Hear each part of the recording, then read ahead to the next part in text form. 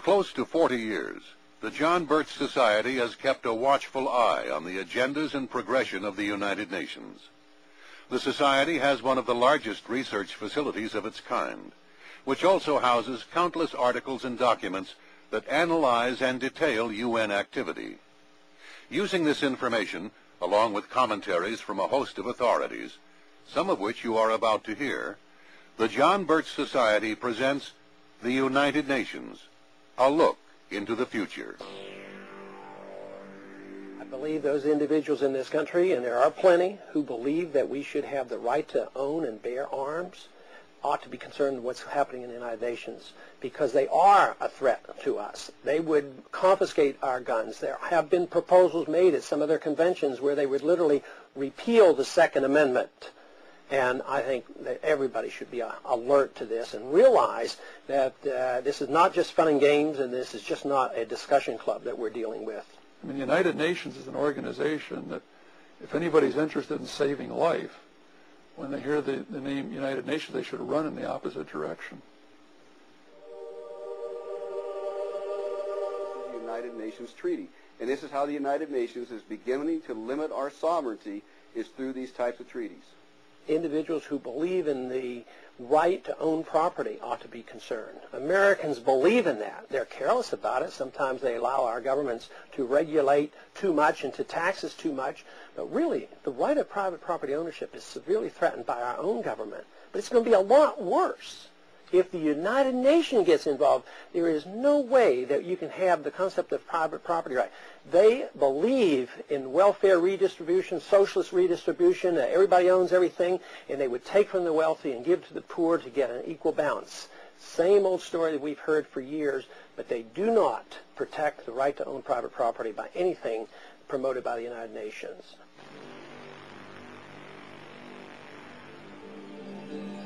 The election process will become the task of world government monitors.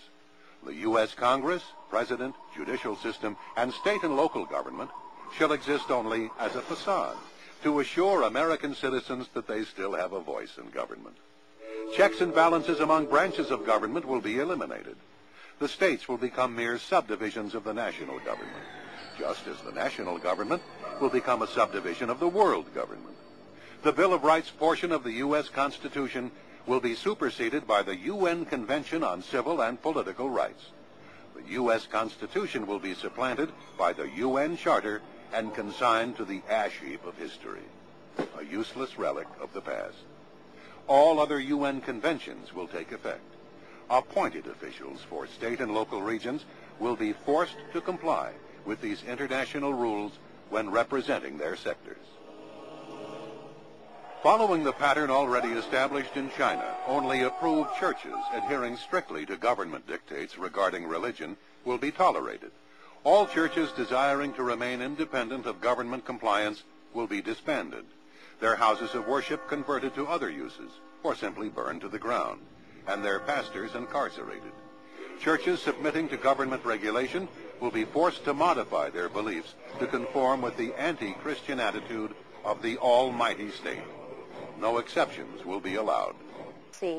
Brought into each country, into each religion, and there will be no choice because the whole thing is control. The entire basis of the one world religion is humanism. And humanism, when you take it back to its roots, is strictly atheism, paganism, and eventually, if you trace it back even further, you are actually right into the occult. If United Nations has their way, there will be curtailment of our right to practice religion. They are not going to be believers in the right to practice our religions as we have seen fit throughout this country, and therefore those individuals who are interested in this subject certainly cannot be complacent about what the United Nations is doing.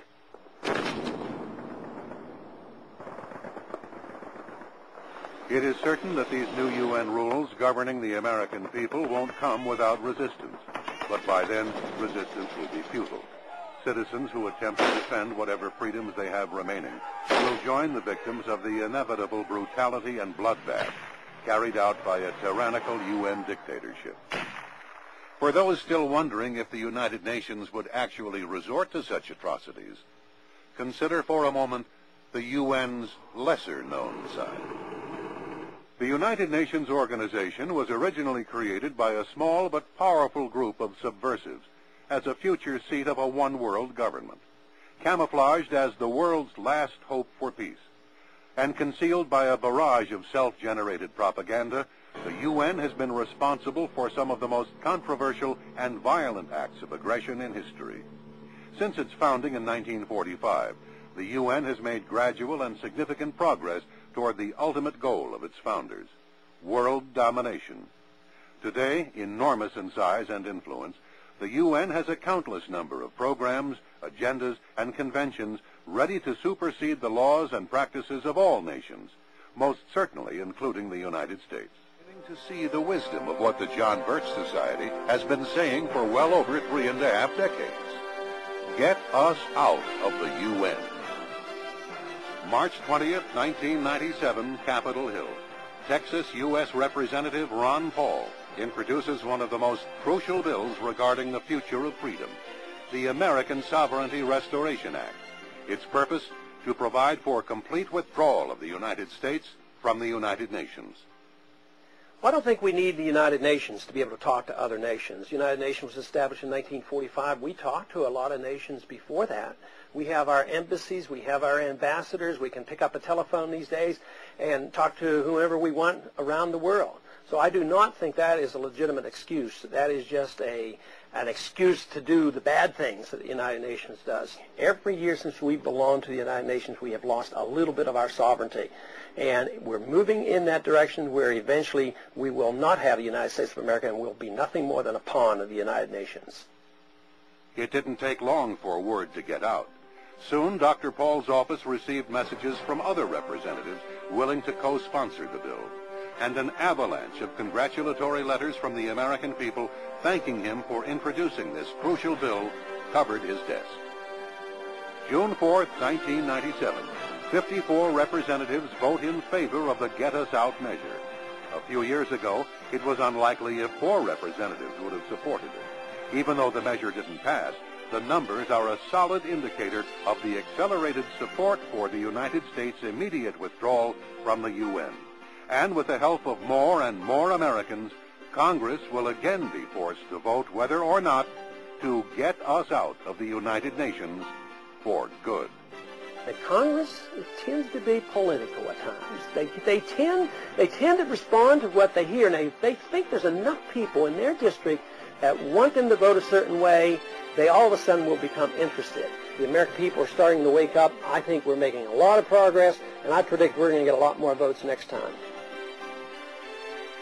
Many Americans are working to influence Congress on important